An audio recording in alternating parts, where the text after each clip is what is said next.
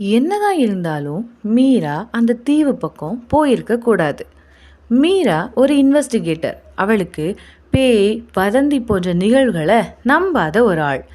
அப்போது ஒரு நாள் அவளோட கேபினில் இருக்கும்போது மீராவோட பாஸ் மீராவை கூப்பிடுறாரு.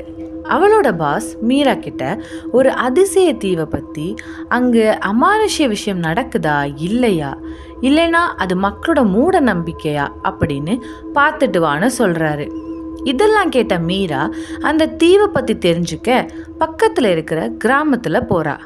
அங்கே உள்ள மக்கள்கிட்ட அந்த தீவை பற்றி கேட்டால் வாயை கூட திறக்க பயப்படுறாங்க.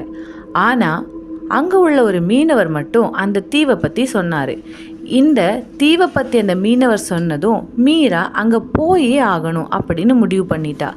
மாலை நேரம் அந்த மீனவர் கூட அந்த தீவு பக்கம் போகலான்னு முடிவு பண்ணுறா. உண்மையிலே அந்த தீவில் என்ன தான் இருக்கும்? அந்த மீனவர் அப்படி என்ன தான் சொல்லியிருப்பார்? இதை பற்றி நம்ம அடுத்த பார்ட்டில் பார்க்கலாம். பார்ட் 2 வேணும்னா பார்ட் 2ன்னு கமெண்ட் பண்ணுங்கள்.